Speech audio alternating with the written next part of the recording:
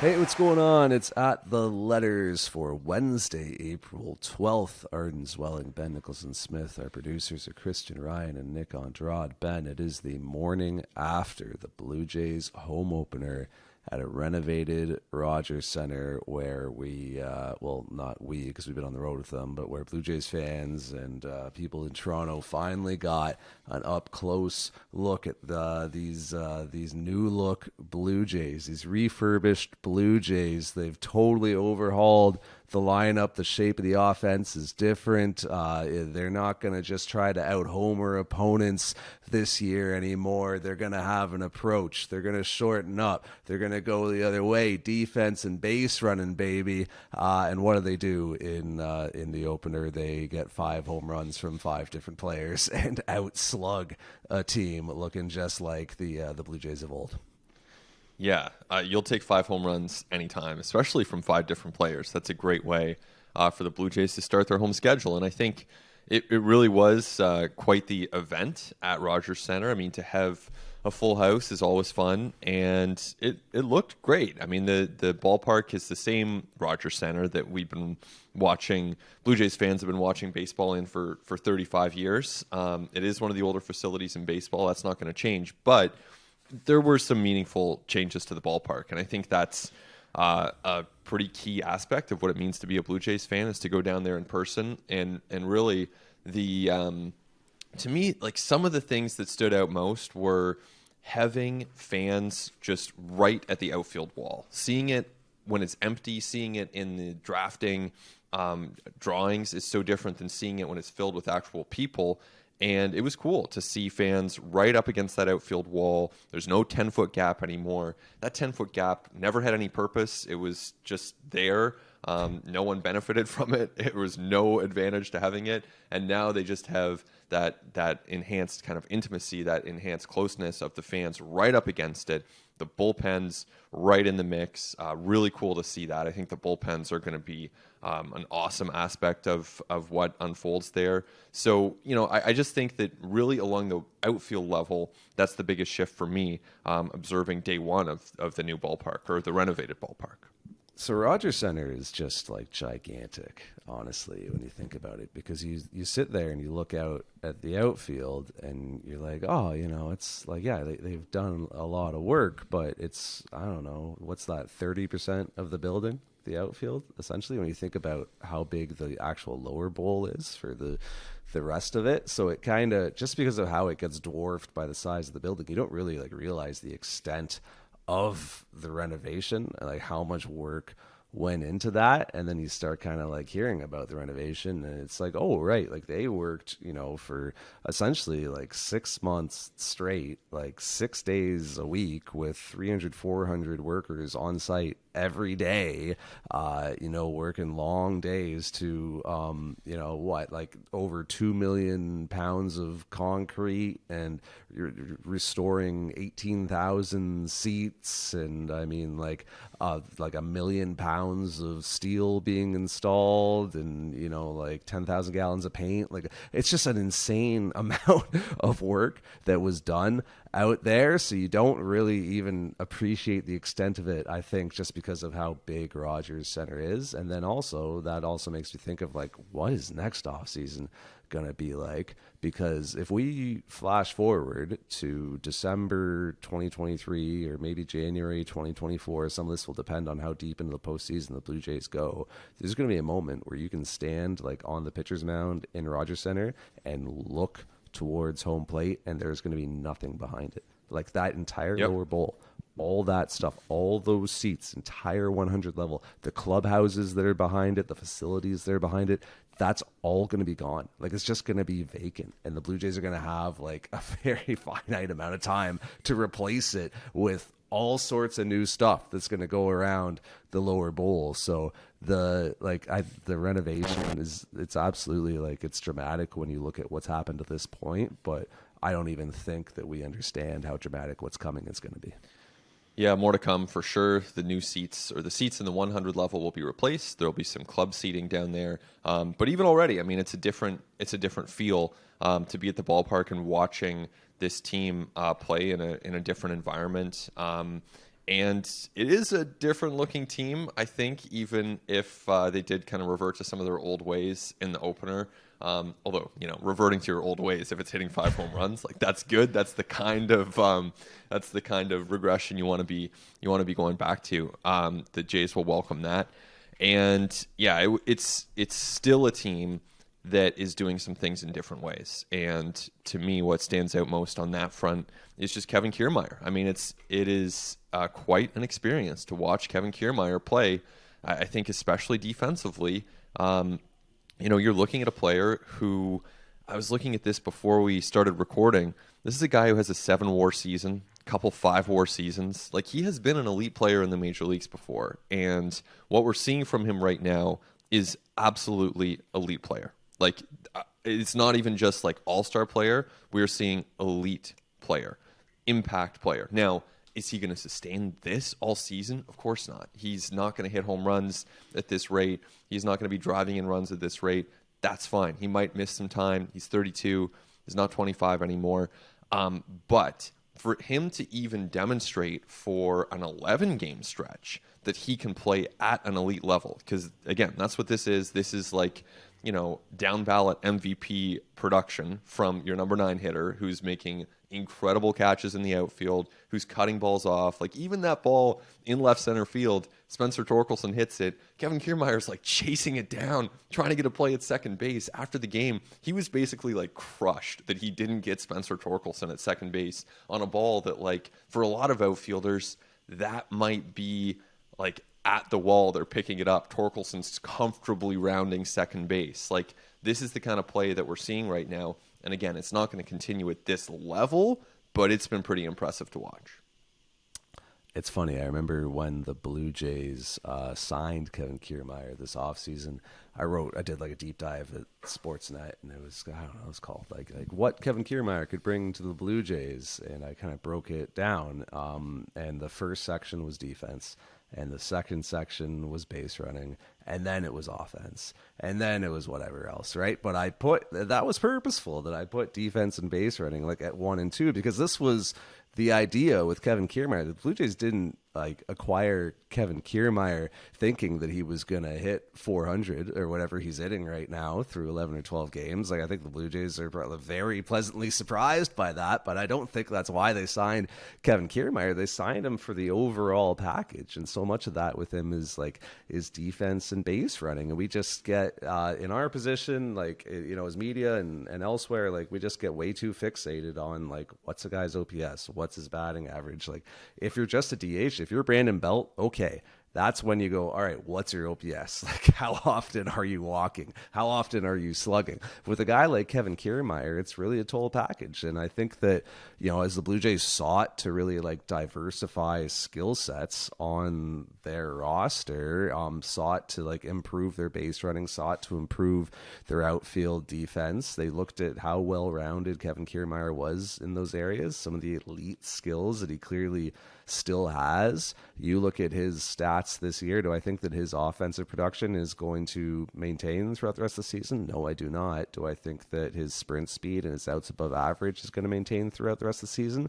Yes, I very much do. I think that he's going to continue being just that good. So I think the Blue Jays looked at the $9 million or something around there that they offered Kevin Kiermaier for 1 year, and they said, yeah, he's going to outperform this salary, considering all-around contributions, considering that WAR number that you cited, which includes the value of defense and base running. He's going to outperform this salary, if he's able to be healthy coming off of hip surgery. And I think that's why they acquired him.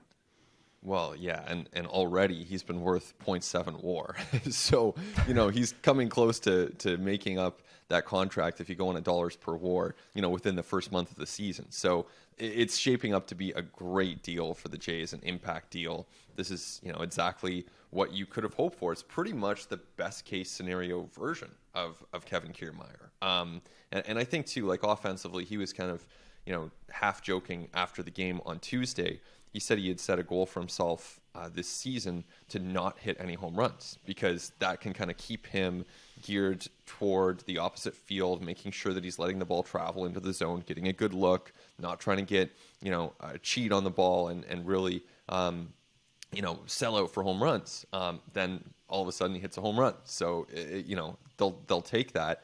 But it's not just that. And obviously it might be the game of the year for Kevin Kiermaier, right? Like it's going to be tough to beat a home run robbery in front of a sellout crowd and hitting a home run. But it's not just that. And, I was even reflecting back to the series in Kansas City, which you and I were both at, Arden, and there was a play in one of the games where he hits like a bleeder up the middle, like just this little ground ball, and he ends up at second base with a double.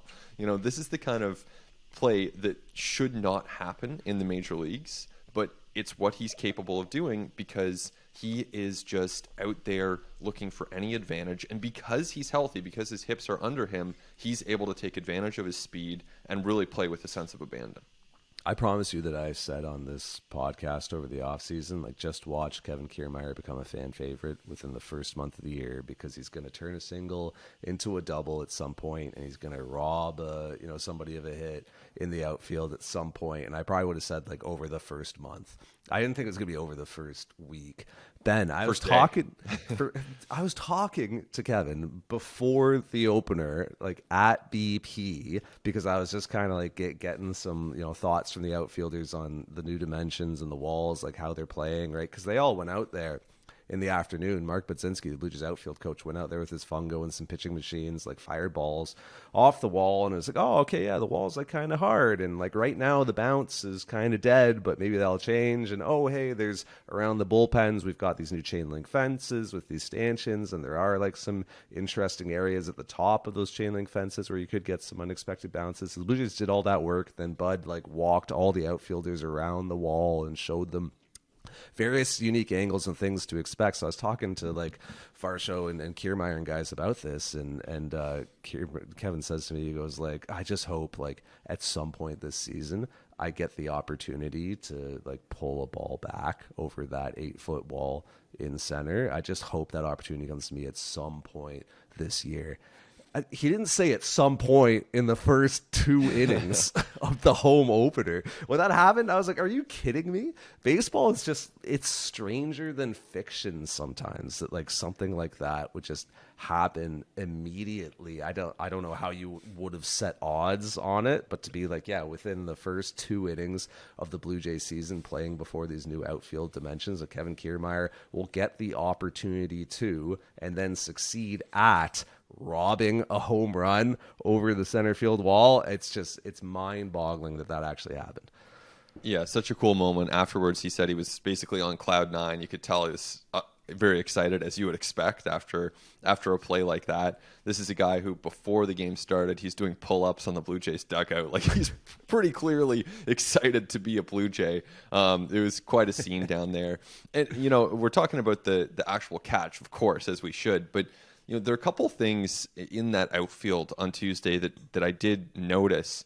And on that play where Kiermaier's going back to make that catch against Carpenter, it's really interesting. When you watch the replay, you see Daulton Varsho sprinting over to center field just in case that ball had rattled away from Kiermaier. Varsho would have been there. And then later, Kiermaier, I think it was that same inning with Manoa struggling, there was a home run hit to right field. Springer's up against the wall. Kiermaier, meanwhile, with the high wall now in right field, the 12 to 14-foot wall, Kiermaier is sprinting over into right field. And look, this is what they should be doing. They're major league players. This is like their job, to hustle and to back up. So I'm not saying it's like that remarkable, but at the same time, didn't see that every day last year. And that's nothing against Teoscar Hernandez and Lourdes Gurriel Jr., who are good baseball players and are going to help major league teams win games this year. But it's a different style of play, and it's just worth noting that Varsho, Kiermaier, Springer, these guys are on it early this season. Well, and that's part of what Bud went over with them before the game, was like, we need to be like on our backups here in the outfield, because you can get some unexpected bounces that will, for like Springer in right field with that like bullpen that juts in. It's 359 in the power alley to right center. You might get a bounce that goes back into center field, right? And so like Springer, like he can kind of play it square and try to read it, but it might bounce like laterally, unexpectedly in a direction that he is not moving towards, and then he has to get moving and accelerate in that direction. So that's why you're going to see on balls to right and left Kevin Kiermaier sprinting in either direction. And honestly, it's Kevin Kiermaier. He would do this anyway. I think this is for that story I did on him, and I don't think I ended up using it, but I remember I pulled up all this like all these clips of him nearly like running over his corner outfielders with Tampa, because he thinks he can catch everything from foul line to foul line, like he honestly does. So he just chases everything with its serious intent. But yeah, that's going to be more important now at Rogers Center with those like juts at the bullpens coming in, because you might get some balls that bounce laterally in a way that you're not expecting. So that is like one of the things that Blue Jays went over before the game. That, and also the point that like the walls are hard. Like the old walls had some give. So Dalton Varsho was telling me like, yeah, I need to be cognizant of the fact like I can't run into that wall at full speed because I'm going to knock myself out. That wall is really hard there. So that was part of the sort of the reconnaissance that Mark Budzinski was relaying to his outfield just before the game. And it's interesting, talking to people around the Jays and then also asking AJ Hinch about this before the game.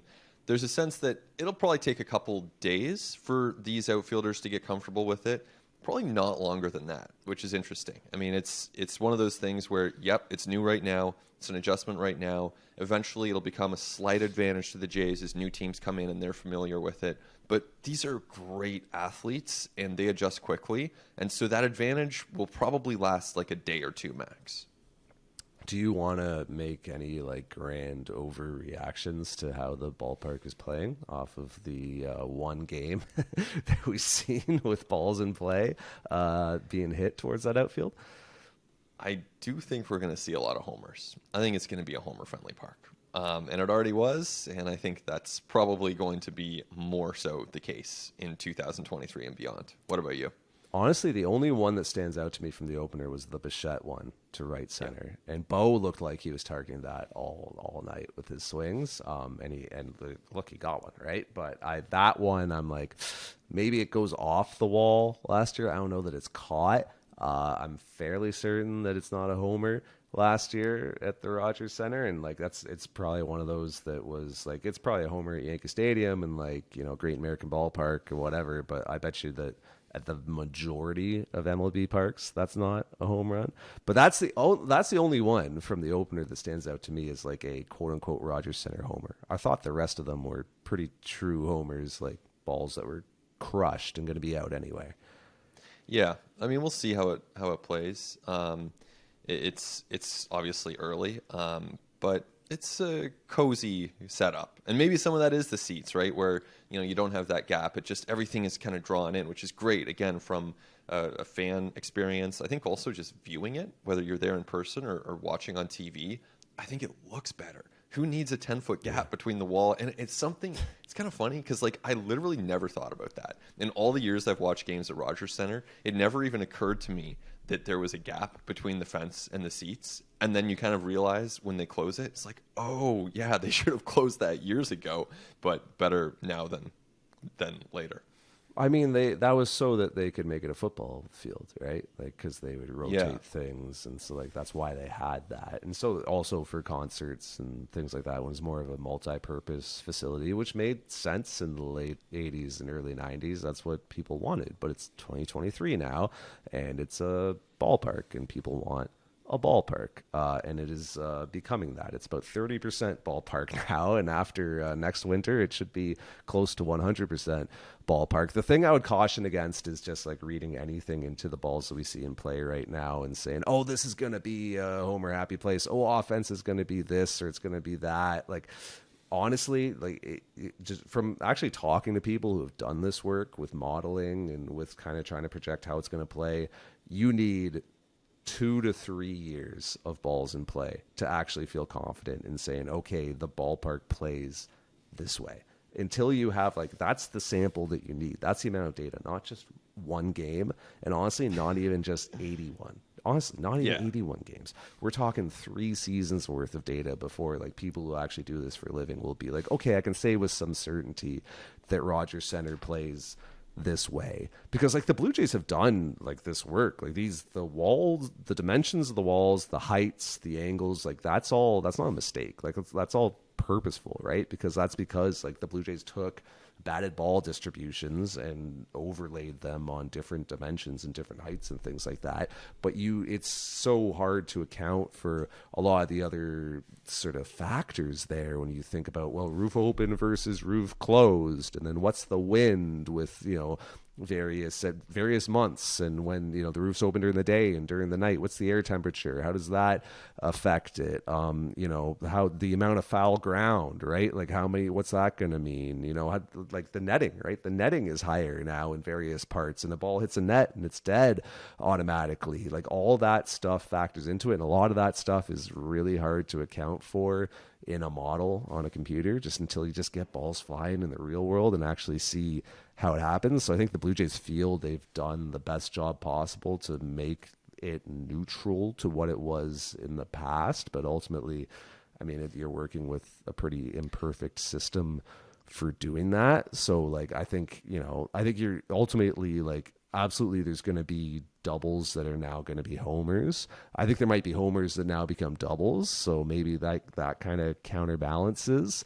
But ultimately, like, we just are not going to know for like 3 years how this ballpark truly plays. So I would say just be careful about anyone who's saying this ballpark is this today. Yeah, of course, there's no substitute for data. We need more information there. But absent that information, if I had to guess, I'm going to guess that it's going to be a homer happy place. But yes, that is a guess at this point. Well, the other thing I have come to understand is that like size of outfield is a massive factor as well. And so this is a smaller outfield to patrol, and the Blue Jays outfield defenders, as you mentioned earlier in the podcast, have gone a lot better. So I think the Blue Jays are actually legitimately going to have a very high outs above average defensively this year, because like there's Kevin Kiermaier and George Springer and Dalton Varsho are just patrolling less ground. That's part of the Coors Field effect, honestly, is that like the outfield is huge. Man, in Kansas City, you were there, that outfield is massive. It's so big. So like at a certain point, like you could push the walls back to 500 feet, but then you're just creating more ground for your outfielders to cover, and they just can't like actually feasibly cover that much. So you're gonna have all kinds of doubles and triples falling in, right? So that's part of why I think like outfield, like size of outfield is really meaningful in how a ballpark plays and how a team does defensively from an outfield standpoint. It's kind of related to how like when you order some of the best outfield defenders in MLB year over year, it's almost always the speediest guys, because speed is huge in outfield defense. Like it really does correlate really strongly. And hey man, what are we seeing from Kevin Kiermaier this year? Absolutely elite, like 95th percentile sprint speed. It adds up. Yeah, absolutely. You have to have that speed. Kiermaier right now has the health to cover that ground. Varsho, young, fast, he can cover that ground. Springer giving you some good reads in right field, making good decisions, throwing better. It's a very, very strong defensive outfield. The Blue Jays sprint speed leaders so far through 11 games. Number 1, Kevin Kiermaier. Number 2, Whit Merrifield. Number 3, George Springer. Varsho's at 5. So like Kiermaier, Springer, Varsho in your top 5, like that's 1 point on that. It's huge to have your 3 outfielders like being some of your fastest players on the team. Point number 2 on that. Number 1, 2, 3, Kiermaier, Merrifield, and Springer. To the point that we were making a few podcasts ago, Blue Jays lead the league in fast veterans. Those guys are all like 33, 34. Matt Chapman's up there on the list as well, and we should talk about Chapman too. That's a guy who's like going to turn 30 later this month. Blue Jays lead the league in those speedy veterans. Yeah, Chapman's been great. I mean, he's been such a difference maker for this team. Maybe this is one of those walk years that we've seen from guys like Marcus Semien and Robbie Ray here in Toronto. Certainly setting up to be that way so far. He was one of those 5 home runs on opening day. Continues to hit. Obviously, we know about the defense. And again, this is not going to be sustained to the level that he's shown so far this season. But it doesn't have to be. He can hit 260 and still put up a 5 or 6 WAR season. Still end up on MVP ballots. Like, this is really impressive. It's a sign that some of those swing changes that he made and didn't look entirely comfortable at all times in spring training. He was still working through some things as he made some adjustments there with his stride, but it's working. It's working really well right now, and the Jays have to be thrilled with what they're getting from Chapman. It's another reminder about spring stats. There's probably no shortage of people at the end of spring training who were saying, man, Matt Chapman looks lost. Like, what's going on? He's in his head. The swing changes aren't taking. And then literally from game one, he's been raking. Although, it's so interesting though, because, and yeah, that's a great, that's a great point. But, some of the guys on the Jays roster who didn't get a lot of reps in spring, whether it's Alejandro Kirk, whether it's Brandon Belt, they actually are starting off pretty slowly. And to me, it's like at least Chapman was in there. At least he was getting those reps. Kirk, he's been slowly kind of showing signs of coming around in all phases of his game. Belt as well had a 3-hit game in the opener on Tuesday. That was a much needed sign for the Blue Jays. Even Chris Bassitt, as he was working through some things in spring, and that has continued to be an adjustment period for him, which we'll get to that later. But with Belt in particular, I do think that the lack of at-bats that he had in spring are really showing themselves now. And of course, he's 34 years old. You're not going to tell him you need to have 70 spring at-bats and we're going to make this call for you. You're not going to dictate terms on a veteran who you're signing to a $9.3 million deal. You obviously have some trust in his knowledge of himself, but in hindsight, he probably did need more at-bats because he wasn't ready to start this year. That's pretty clear. So let's say this. You want to look at spring process rather than results, right? Because, the process with Belt right now is that he is swinging and missing a lot in the zone, outside the zone as well. But the swing and miss, that's not good. That's not what you want to see going forward. It was interesting to see the opposite field hits for Belt in the home opener. I'm not smart enough to tell you if that just means that A, he's trying to do that, or B, his bat's coming around, and so maybe that's why the balls were going to the opposite field. You're going to see defensive alignments against Belt all year long where the outfielders are shaded to the right, and that shortstop is as close to second base as he possibly can be with the new shift restrictions, because historically that's how Brandon Belt has batted the ball, and he will historically play to those. He should play to those tendencies going forward. But I think that also gets to the point about Belt where it's you have a substantial track record here of this guy being good and having a good process and having a good approach and that working for him. So I think he's earned a bit more runway than for us to just write him off after a rough for 6 or 7 games. For sure. And, I think that in spring, it was the right call to let him guide that process because he's the one who's, best able to answer questions about what kind of timing he needs and where his pain is at as he recovers from a knee operation. Says he's feeling good. You're going to trust him at that point. You brought him in here with the understanding that he was going to be an important voice in that. He's not 21 years old, although hopefully they listen to a 21-year-old as well. But I think that, what I'm saying is, with the benefit of hindsight, clearly, he's striking out multiple times every single game until Tuesday. These were not major league caliber at bats. He was striking out 60% of the time. Knowing what we know now, those at bats should have been taking place in the Grapefruit League. They should have been taking place. Maybe he should have started the season on the IL, knowing what we know now, because it was not competitive. But at the same time, you got to give him a chance to work it through. And this is where, as the Jays were facing the Angels this weekend, you have 3 left-handed starting pitchers.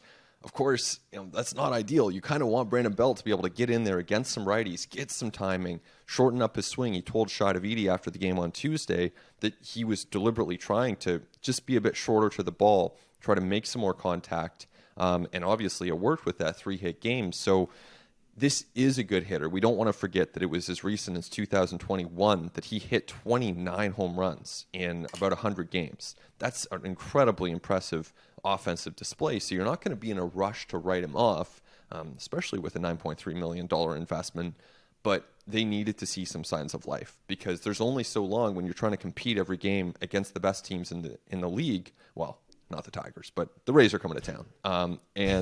I think you need to find ways to produce as much as possible. So you don't want to send a guy out there who's not feeling it offensively. Clearly Belt wasn't, but maybe this is a sign that he can get things going. That swing note is interesting because maybe that explains the two opposite field hits that we saw in the opener. The big things for me are just like the chase rate for him needs to come down, and over the course of his career he's been a guy who's very stubbornly hasn't chased. So I think you can have some confidence in that happening, and then just doing damage on good pitches to hit in the zone. It's like not doing damage on those pitches on the plate that you're working to get to so that you can drive them. That needs to come around, and maybe some of the swing stuff and just, some of the reps that he clearly needs will help with that. The guy whose process I have zero concerns with is Matt Chapman, who is leading the league in every offensive category you can imagine, and the results are amazing. But you look at how he's getting to those results, it's not just like balls are falling in or he's finding gaps, or it's like this guy is driving everything. Leads baseball in barrels, leads it in barrels per plate appearances, leads baseball in hard hit rate, second in baseball in balls hit 95 miles per hour or harder off of his bat, and he is only second because Vlad is first. It just the process stuff for Matt Chapman is so encouraging. It tells you that mechanically everything is sound for him. He's seeing pitches really well. He must be so confident in the box right now. That toe tap that he added, I mean, part of that was the Matt Chapman wanted to use the whole field. He felt like he got really pull happy in 22, and you can go back earlier in his career and he was much more of an all field hitter. And you look at the results so far of that quest to use the whole field more often, and it seems to be paying off. Matt Chapman, to this point in the year, he already has 4 opposite field hits. He had only 18 last year, Ben. All of last season, he had only 18, and this is an everyday player. He has 4 already this year. It took him 18 plate appearances to get those 4 this year. It took him 50 to get to 4 last year. So those signs are beyond obviously the results, which are great. Those process indicators for Matt Chapman, super encouraging.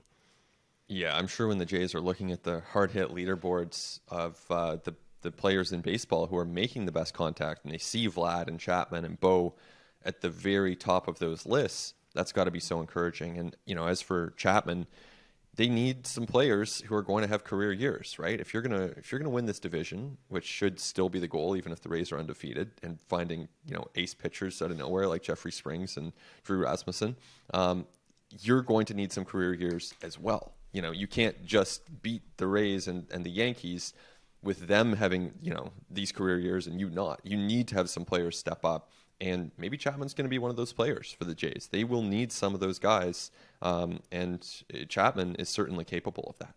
The amazing thing about Chapman as well, before we take a break here, I can actually make a case for you that he's been unlucky this year. Matt Chapman leads MLB in barreled balls that didn't result in home runs. He's barreled 9 balls that haven't left the park to this point. He's hit 3 balls 400 plus feet that didn't leave the yard, Ben. Wow. And 2 of them were outs. He's hit 2 403-foot outs this year. So, there have been only 36 balls hit 400 feet or further that didn't produce a home run across MLB this season. Matt Chapman has 3 of them. It's he has nearly 10% of those events. So if anything, Wow. he's actually been a little bit unlucky. Yeah, that's wild. It reminds me of Carpenter with the Tigers, who hit about 799 feet of fly ball outs to Kevin Kiermaier the other day. You're just kind of thinking, man, for the Tigers team that has very, very little going right for it, that's pretty rough. But yeah, for Chapman, good news. And I'm sure the Jays can reasonably expect that more of those balls will fall in as they move ahead. We should step away and take a break, but when we come back, I have some things I want to say about Daulton Varsho, and then we should also recap just what the hell is going on with this starting rotation, which has been the weird Achilles heel for the Blue Jays. All that and so much more when we continue on At The Letters. It continues on At The Letters. Arden Zwelling, Ben Nicholson Smith. Thanks as always to our producers, Christian Ryan, and Nick Andrade. And thanks as always to you for listening. You can send us an email. It's at the letters at sportsnet.ca. Ben, early impressions of Daulton Varsho, because we covered off the other two new guys in Belton and Kiermaier in the first half, and we're gonna get to Chris Bassitt a bit later. But early impressions of how Daulton Varsho's impacting the 2023 Toronto Blue Jays. I think he's been great. I think that at this point the Jays are 2 for 3 with their additions of position players.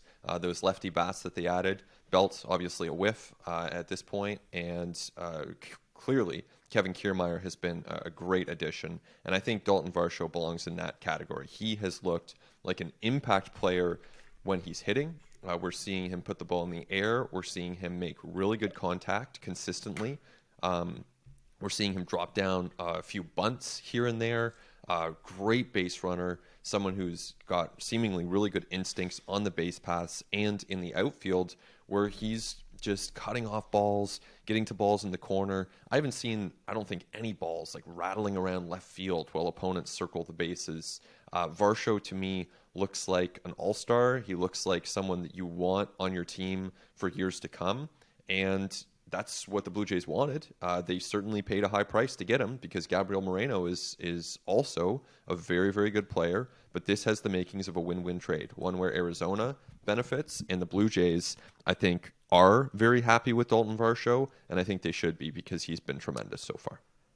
With all the normal caveats, right? Week and a half into the season, it's small sample theater. It is what it is. I am adjusting my expectations upwards on Daulton Varsho, and I am like, I have to do a mea culpa. I was low on Daulton Varsho, and I was wrong coming into the season. And what I missed was that this is a player who's still developing. And this is a player who's still getting better. Like, this guy's 26, right? Like, that's 2 years younger than Kevin Biggio, Santiago Espinal, and Danny Jansen, right? So, like, this is the Blue Jays, as I mentioned in the first half, acquired Kevin Kiermaier because they believed he would raise the bar for outfield defense, and he would bring a lot of, base running. Like, they acquired Daulton Varsho because the Blue Jays think that he's a really good all-around player who is still on the upswing and still getting better, and actually has a much higher ceiling to reach over the 4 years of which they have club control over him remaining. And I think that we are already seeing that development happen this year. Like, we're already seeing Daulton Varsho unlock some of that previously untapped potential. He hit his first opposite field home run last week against Kansas City Royals since 2021. And this is a guy who had 27 bombs last year. So went over the wall in the opposite field for the first time in years. He set a new career high in max exit velocity on opening day. He's put 25 balls in play this year, and 4 of them rank within the top 35 hardest hit balls of his career. So that is 4 balls in play this year that are within the 95th percentile for his career. We're talking about like a career sample of nearly 700 balls in play. We're seeing different things from him that you haven't seen that much before.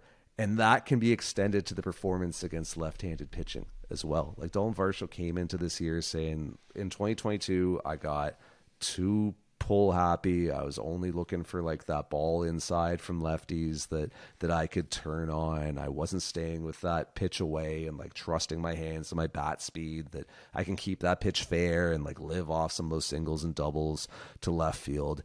And now like you're seeing like such a better approach against lefties. I already mentioned that opposite field homer that he hit, the first since 2021. That's a massive sign for him.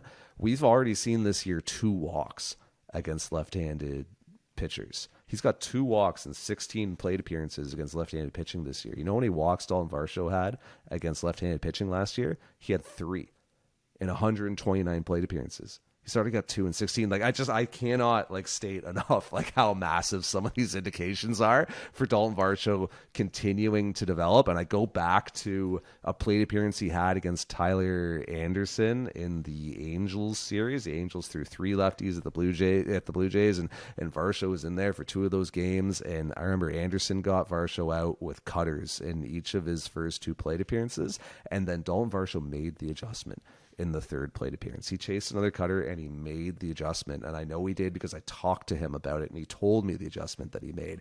And it's just remarkable that he was able to do that, like within a game, within a plate appearance. And then he laid off the next cutter and laid off another really tough sinker. Like with Anderson, it's really tough for a left-handed hitter to differentiate between his sinker and his cutter. They look very similar out of his hand. And Varsho made an adjustment to them, laid off some really tough pitches just off the plate, drew one of those walks against left-handed pitching, and actually knocked Anderson out of the game with that walk. So I just think that, like, for all those reasons and more, Daulton Varsho has been very impressive this year, and I think the Blue Jays have a player who is really blossoming and coming into his own and is only going to continue to get better. Well, it would be huge if he can continue that progress against left-handed pitching, because this is clearly a question for the Jays, is what do they do when with their outfield on days that you're facing a left-handed starter? And clearly Kiermaier or Varsho or both will have to be in there. And Kiermaier right now, you want his glove in there. You're happy to take a bit of a hit offensively. But there could come a time where his back cools down. Maybe he's a guy who goes to the bench. Varsho slides to center field. Maybe you're playing Whit Merrifield in the corner at that point. But then if Varsho is giving you some real production left on left, you feel more comfortable with that. And I think it's a good point. His youth is there, 26 years old. This is an age where guys take strides. They've had some experience in the major leagues. Varsho certainly has. And if he can build on that to the point that he's maybe an average hitter or even slightly below against lefties, but you're comfortable having him in there, that would be a nice stride forward for the Jays. He's just such a smart, heady ball player. I know this kind of strays into like the soft science part of it, and not really territory that you and I often tread, but like he is just his reads in the outfield are tremendous. When he threw out I forget who he threw out at the plate in the Royals series, but you look at just the way he positioned himself behind that ball in left field, just how like smart and cerebral he was with the way that he approached that, the little curl that he took at the end just to get everything that he possibly could behind that throw. It was the 2nd hardest throw of his career. By the way, Daulton Varsho, not a huge throwing arm, but like positioned himself so well on that play, honestly, just to get everything behind it and throw out a base runner at home and take a run off the board. Again, like, run prevention matters. Like, a run prevented is just as valuable as a run produced. You're seeing Varsho do that. Smart with the bunt decisions too, as you mentioned, right? Like those drag bunts to the first base side. Nobody does it more than Daulton Varsho in this game. He's 16 of 17 since 2021. Part of that is his speed. He's super fast home to first, so like that helps him certainly, but part of that is just the moments he chooses to do it. And I look back to the one against Detmers in the Angels series where Matt Chapman just hit a grand slam, the place is going nuts, Detmers on the mound is like gotta be feeling it, where he's like, oh geez, I just gave up like 4 runs with one swing, oh god, what's going on here? They're still showing replays of the Chapman grand slam, and Varsho immediately first pitch, bang, drop down the bunt. What a perfect spot for it. Like, what a perfect moment to do that. Executes it, and then Detmers is out of the game. Again, Varsho knocks a starter out of the game with a heady, intelligent play like that bunt, just like the walk against Anderson, which drove him from a game. I just think that little things like that are actually really, really big things. Well, I have a theory that it's easier to be a heady, intelligent player when you have the athleticism and the health, of course, that Varsho has, because he moves around so well. He's able to get himself in good positions. I mean, you could be, let's say Alejandro Kirk or Brandon Belt, someone who doesn't have the foot speed of a Daulton Varsho. You might know in your head that this is a great time to drop down a bunt. But if you're not confident that you can beat it down the line, you're probably not going to do it. And so Varsho has the awareness, has the baseball IQ to make those calls, and he has the athleticism to back them up and to put himself into those positions and execute. So it's really a great combination. I think it's a welcome addition to the Blue Jays to have players who can do that. They've certainly got a bunch of them. George Springer makes some really good decisions out there. You've obviously got a guy like Kevin Biggio, who's regarded as a great base runner. And so all those things can add up. Kevin Kiermaier in that discussion, of course. But you need those. It's a long season. You're playing a lot of really close games. Sometimes you'll hit 5 home runs, but sometimes you won't. And a play like that can make the difference between a win and a loss. It has been a much more aesthetically pleasing brand of baseball to watch from the Toronto Blue Jays. I'll say that. The only place where that has not been true, honestly, is in the starting pitching. Aside from Kevin Gausman, not a lot to like about the way the Blue Jays starters have been performing to this point. I'll let you take your pick, man. Would you like to dive in on Alec Manoa, who looked really rough in the home opener? Would you like to go back to Chris Bassitt, who's continuing to have, figure things out with his mechanics and his velo? Or do you want to look at, Jose Berrios and Yusei Kikuchi? A lot to choose from, which is not where the Blue Jays want to be, right? They want to just have everything cruising along. And really, Gausman, as we record this, he's about to start on Wednesday. But as we record this, he's had 2 great starts, and that's where you want to be. I think it's interesting to start almost with Gausman in relation to Bassitt, because there is a contrast there. Kevin Gausman also had to make a lot of adjustments in spring training with respect to the pitch timer, what it would mean for him to start his delivery with his rocking back and forth on the mound. Going into spring, if you had asked us, Arden, I would guess that we probably would have pegged Kevin Gausman and Chris Bassitt as probably the 2 guys who would have the biggest adjustments to make with respect to adapting to the pitch clock. I certainly would have pointed to those guys. I would have thrown Manoa in there just because he was one of the slowest workers last year. So I would have thrown Manoa in there as well. And he has been making some adjustments. It's interesting, too, just as a quick note, how in Kansas City he was throwing the ball out of play to buy himself some time. At least that's me saying that. Alec Manoa said that he just was not liking the balls. So let's note that that was what he said. But I think that in a broad sense, at least, that's going to be a tactic that some pitchers use to get themselves a few more seconds is, I don't like this ball, restart the clock, get a new ball. But back to Bassitt and Gausman, you look at Gausman, he's been able to make those adjustments really well. Bassitt has not so far, and that's by his own admission. He's searching for his mechanics. He's been having issues with the PitchCom technology. He's been trying to get on the same page as his catchers, Jansen and then Kirk. It really has been a challenge for him. The mechanical issues, from what he said publicly, have contributed to a drop in velocity, which is really not good because it's not like he was working with 96 to begin with. He's down about a mile and a half on his fastballs. And so it adds up to a pretty messy 2 starts for Bassitt, and he's kind of discombobulated from what we've seen so far. Now, his second start was better, but again, in contrast to Gausman, he has not been able to make those adjustments. It's just been a longer adjustment period, and it makes sense. He has 7 or 8 pitches on any given night. There's a lot going on. He's had some technological mishaps with the PitchCom devices. It's been a challenge for him, but the Jays really do need him to figure this out, and ideally it would have happened in spring training. Now here they are, is what it is, but he's a really important pitcher to this staff, and they need him to get it sorted.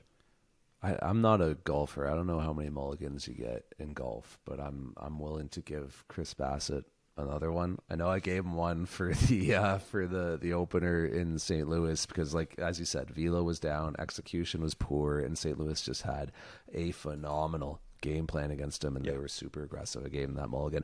I'm giving him another one for LA just because of everything that was going on in Anaheim. Start with this. Danny Jansen was supposed to catch that game, and then Danny Jansen came down with a really bad stomach bug. So Alejandro Kirk finds out day of the game, you're in there, you're catching him. And Bassitt threw to Kirk once in spring training. Yeah, not much at all. He was working closely with Jansen in spring. Exactly. Not a lot of familiarity there. They hadn't been working together all week, right? Like Kirk hadn't been catching his bullpens. Kirk has no idea what Chris Bassitt wants to do on the mound. Like they haven't got, they had their pregame meeting and that's it.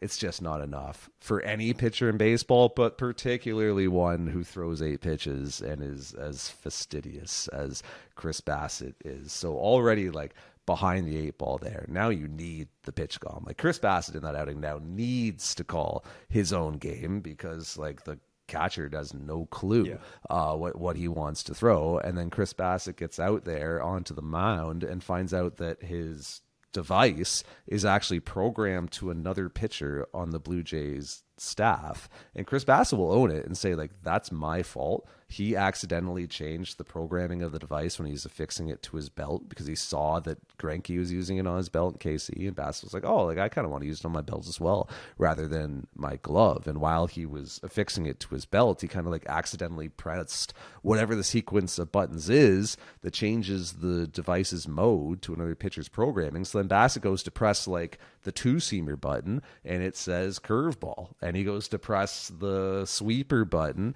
and it says 4-seamer. Like it was saying pitches that Chris Bassitt doesn't even throw, and Chris Bassitt throws a ton of pitches. So all like that's what's happening, and that's happening in real time on the mound while you're being like charged for automatic balls.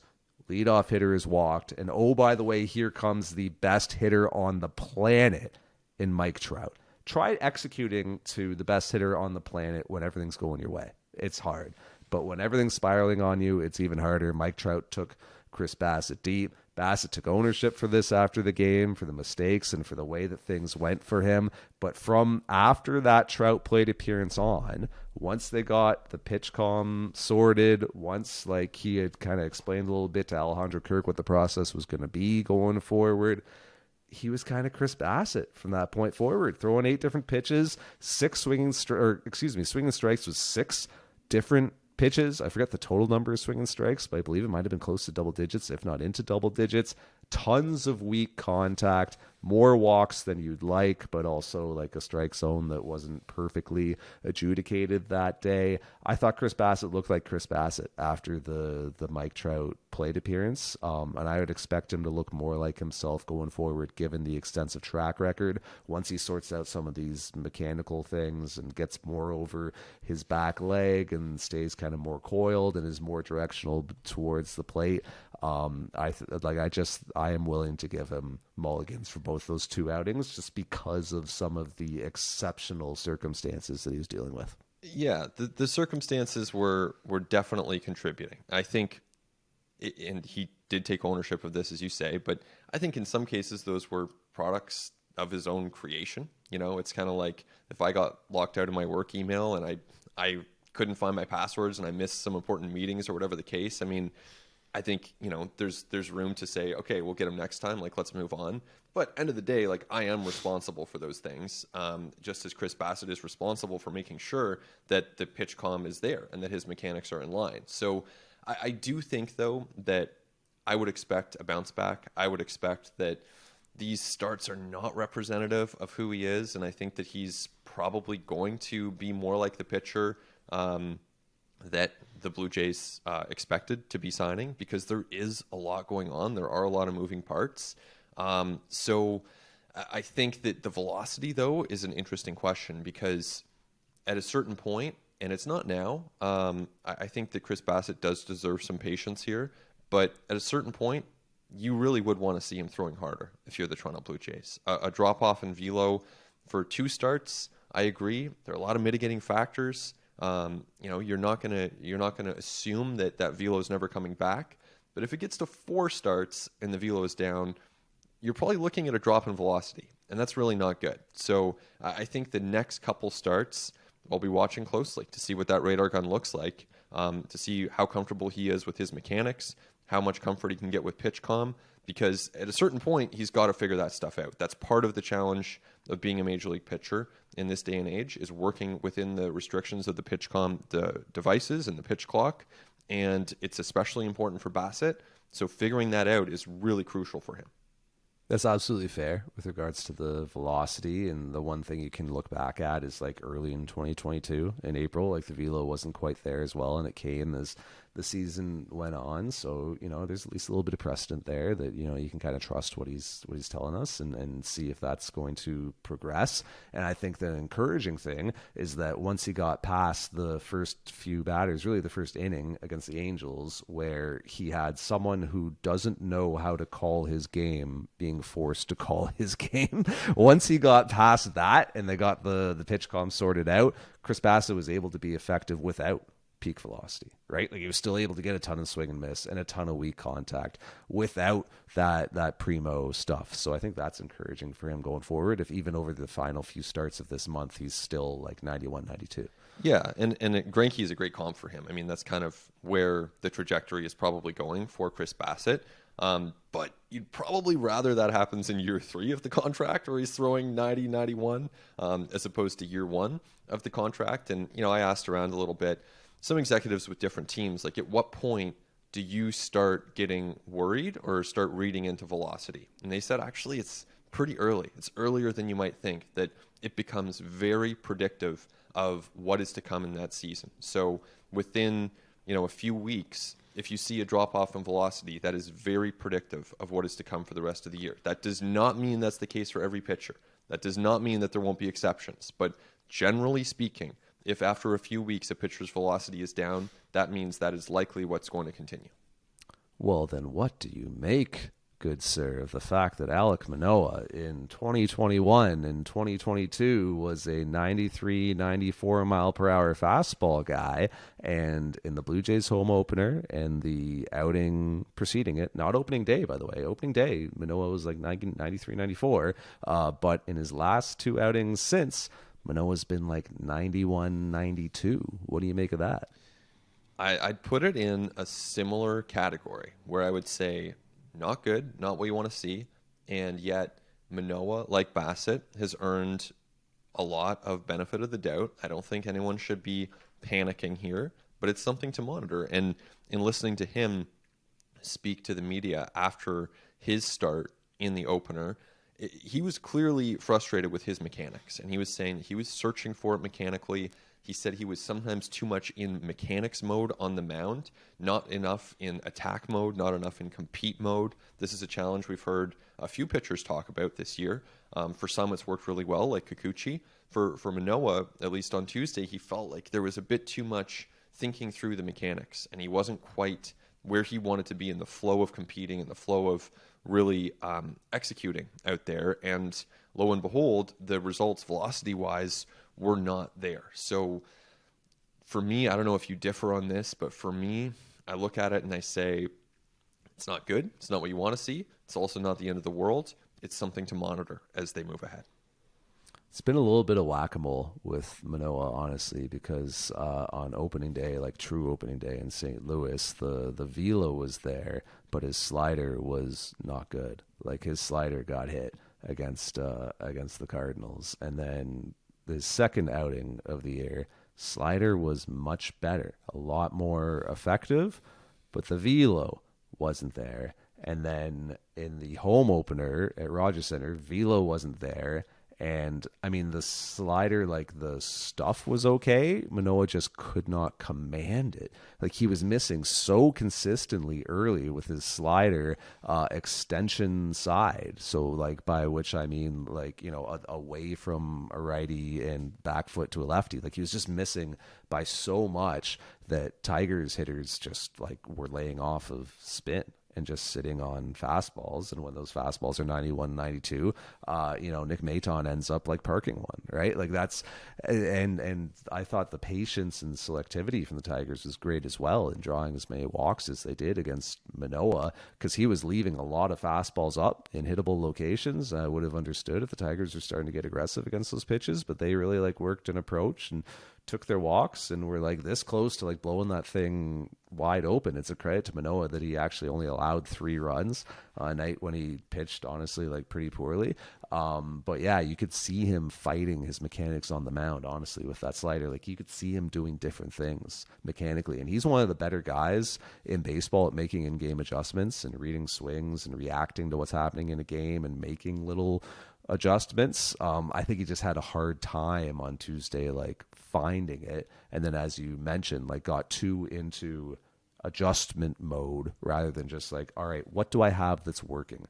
And let's use that. Let's compete. Let's battle. Let's find a way to maximize what is actually working for me today instead of trying to like regain the stuff that isn't. So it's interesting because each time out for him, it's just kind of been something a little different that has been off, and I can't really put my finger on exactly what's going on. I just know that his side session is going to be pretty involved when he throws it between the home opener start and his next one. Well, yeah, give him credit for staying in that game and competing and finding ways to continue to get outs even when he did not have his best stuff, when he did not have his mechanics. I think it's also interesting. Manoa is someone that we've really only seen good. Like, he's been so consistently good as a major league pitcher, Cy Young finalist in his first season. And I do think that he's entitled to work through some things and to develop on the go as still a young pitcher who's 25 years old and really shot through the upper minors of the Jays system, shot through the minors period of the Jays system.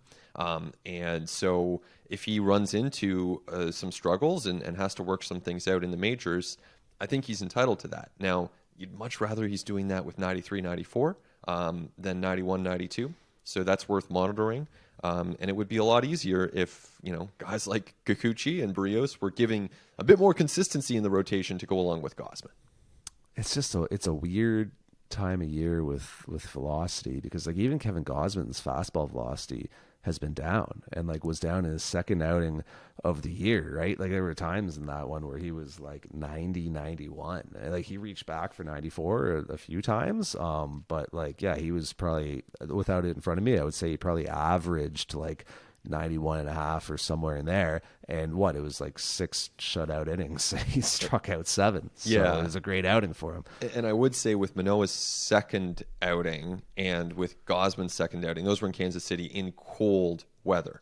Like it's not like it was below 0 or anything. But it was chilly in Kansas City. And again, executives with other teams or any team will tell you that it's harder. Pitchers will tell you this. It's harder to get fully loose and to get your full velocity on a day that it's that cold. That's exactly what Kevin Gausman said to me after that outing when I asked him about it. And he was like, yeah, it's kind of chilly out there. And I was like, I know. I was sitting in the camera well. Like, it's cold, man. It was cold in Kansas City. And it was even colder, honestly, in St. Louis on at least one of the days, if not a couple of them. So it's, some of the early season velocity stuff. Yes, it's, you obviously don't want to see it, but there can be some extenuating circumstances and factors that go into that. So I thought you put it well when you said like it means something different for each pitcher. Like it's a very individualized thing from pitcher to pitcher. I don't think there's any reason for like a ton of panic or alarm around anyone with the Blue Jays so far. Like you look at it, like it's kind of funny. Jose Berrios' velocity is fine. His stuff is fine. It's moving, like the velo's there. But if anything, like of the 5 pitchers in the Blue Jays rotation, he's got to be the one that you're the most worried about going forward. Yeah, I think the worry is kind of scattered around at this point. Not that there's necessarily like it's well distributed. Yeah, exactly. I don't know that there's deep. Berrios actually. Long term, there should be real concern long term with Berrios. I mean, and I understand why they made the deal at the time. I understand it, but he signed through 2028. He's making $20+ million a year. It doesn't look like a good contract. It's just the way it is. So, we'll see what happens. He's still young enough at 28 for that whole perspective outlook to change. The Blue Jays working behind the scenes to make sure it does, so we'll see. At this point, we all know how it looks. I think with Berrios, like you say, I mean, the stuff is there. He's sitting kind of 91 to 95 in a given start with his fastball, and curveball and changeup are in there, but he's someone who's going to see a lot of left-handed batters. We talked about this before, but teams like to stack their lineups with lefties against Berrios, and he's just allowing a lot of hits, a lot of pretty solid contact. So I certainly don't have it all figured out, but you look at the results, you look at the way he's getting there, and he looks more like a number 5 starter than a number 2 starter. It's so baffling with Berrios, and I'm just reminded of 22, right? Because it was like throughout the season, 15 different times the Blue Jays thought they'd addressed it and thought they'd found what it was, whether it was tipping or it was a mechanical thing, it was lanes, it was usage, it was sequences. And then each time that didn't end up being the fix. And I just remember like riding those waves throughout the year, like even talking to people and being like, oh, okay, this is what it was. This was the problem and it's good now. And then I did that like 15 times last year. And now I feel like I'm doing it again this year, where it's just like baffling with Berrios sometimes, where he'll carve up Shohei Ohtani, right? Like he'll look amazing with certain sequences to really good hitters. And then it'll be like Luis Rengifo, who he falls behind and leaves a cookie to and gives up a bomb. Or like Hunter Renfroe will get him on just a really poorly located fastball, like and then there'll be these weird like pitches off the plate that Bobby Witt Jr. will come up with like a couple hits against. Ohtani had a double off of Berrios on like a slider like down below the zone, like one of those balls that only Ohtani gets to. So he'll give up damage on like those sort of pitchers pitches, but then also he'll lay a 92 mile per hour fastball that's not moving a whole ton right into a hitter's happy zone and pay the price for that as well. It just feels like the margin for error is so thin for him. I wouldn't blame him and the Blue Jays if they are looking at like just trying to adjust anything right now, just trying to find that one eureka moment to get him back to a place where he can get out of these outings that just spiral on him. Yeah, and there's a lot of time left for him. I think that there's certainly no danger of him losing that rotation spot. I mean, it's obviously his to roll with for years. So we'll see what they're able to do to get better results. And he is one of their best 5 options. So he should be in there, and he should be. We'll see where it goes. Really, I certainly don't have the answers for what to expect there. Nice soft landing spot in his next one with the Tampa Bay Rays coming into town, huh? That's the challenge, right? And they don't play the Rays as much, they don't play the Yankees as much, but you still, certainly coming up this weekend, that's going to be a real test for the Jays. I'm pretty interested to see how that series unfolds. I think it'll be a really good one. Hopefully the dome's open at some point, maybe for a couple of those day games if the weather stays really nice here in Toronto. But should be a lot of fun. I mean, the Rays are really, really good team with some great pitching, and certainly the envy of baseball, I think, with the way that they've been able to come up with some pitchers who are, ace caliber. Jeffrey Springs, boom, Drew Rasmussen, like along with McClanahan, along with Glasnow. It is an impressive group. And it's incredible that like they lose Zach Eflin to the IL, a hit to the rotation, and it's okay. We'll just call up Taj Bradley, one of the best minor league starters, like one of the top prospects in the game. Yeah, it's incredible, very impressive. And then they got some hitters too, with Rosarena and Franco having a great year, and Yandy Diaz contributing. So it's a really good team. It's a balanced team. Certainly way better than the Tigers. The Jays should, watching the Tigers, that opener, the Jays should sweep this series. Like, I know you can't, it's not that simple in baseball. They might lose the next 2, but they should sweep this series. Yeah, 2 out of 3 is fine. I think you want to win every series. It's hard to take, like even the Royals. Royals are not a good team, and the Blue Jays, lost a game to the Royals. It's hard to win a series.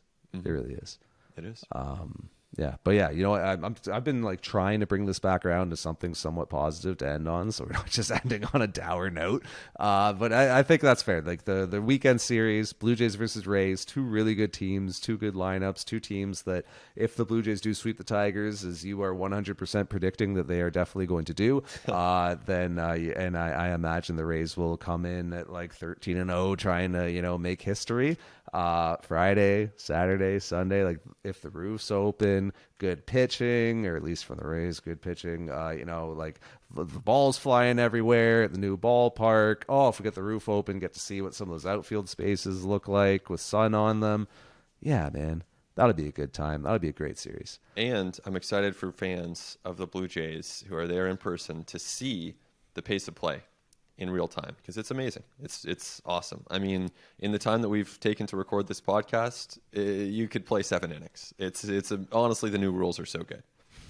Yeah, you know what? Being on the sidelines for the last, I haven't really felt that pace of play when the Blue Jays have been out here playing these like 3.5-hour games. Like, what was it? The finale in LA was over That was 3.5 hours. Yeah, that was something. The Blue Jays have played a couple pretty long ones, but yeah, I do think that like over time you're going to see a lot more of those kind of 2-hour and 30-minute games. It's just great for the sport. It's awesome. All right, that's going to be it for us. I want to thank you all for listening. I want to thank our producers, Nick Andrade and Christian Ryan. He's Ben Nicholson Smith. I'm Arden Zwelling. We'll talk to you next time on At The Letters.